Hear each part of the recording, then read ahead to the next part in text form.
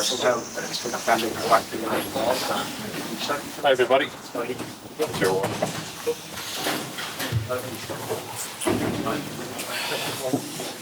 You're very welcome, everybody. If I could just ask you to silence your phones and turn them off, please. Rory, Thanks, right. Here we go. Have you seen this? The centre of the table. I know. I moved it over to a bit. Is that on? How you doing? All right. Feeling better? Yes. Was it definitely a stomach bug, or was it too many? Yeah.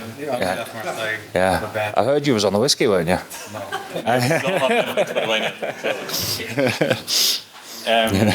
So look, you're very welcome. Thanks very much, everybody.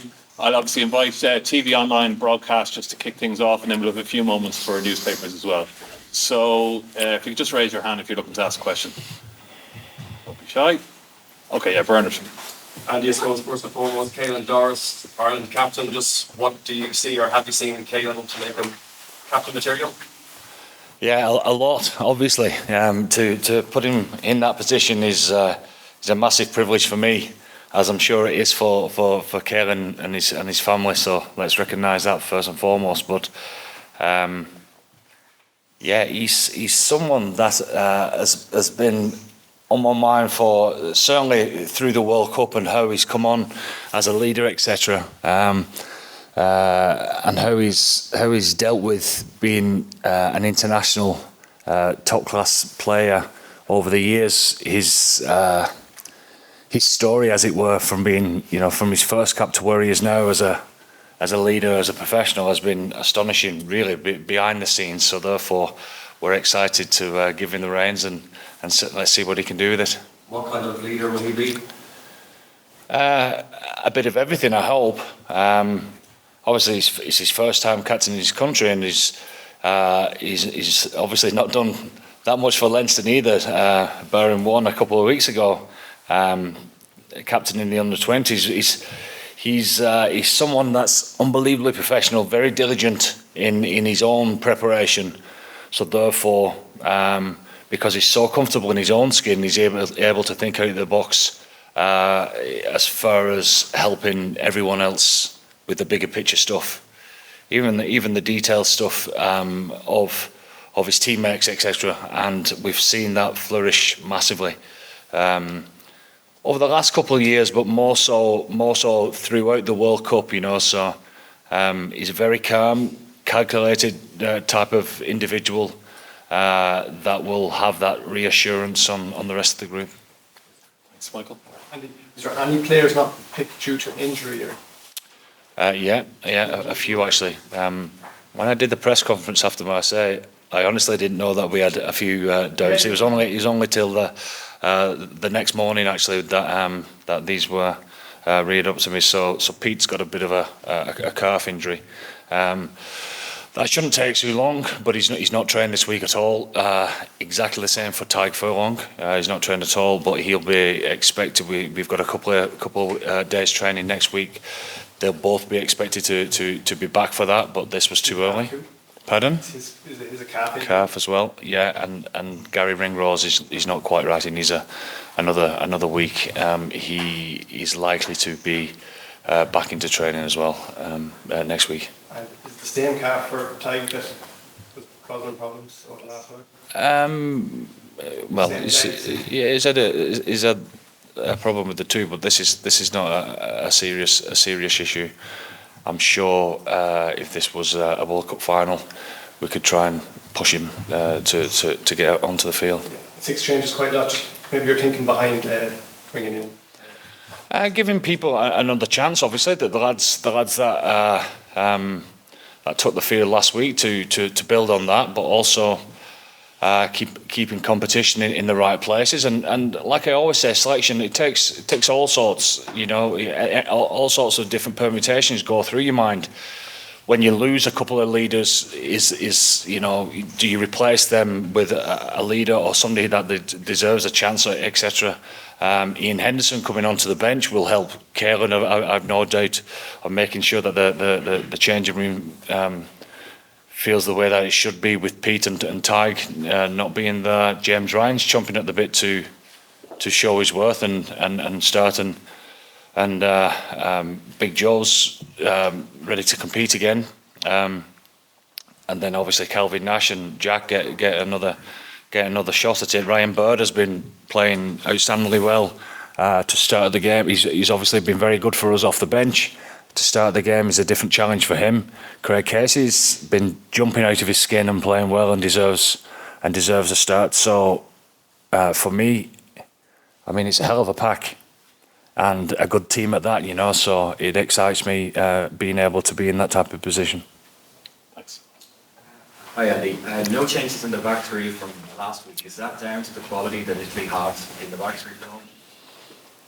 Well, yes and no. You know, we do tend to focus on ourselves and on what that looks like. You know,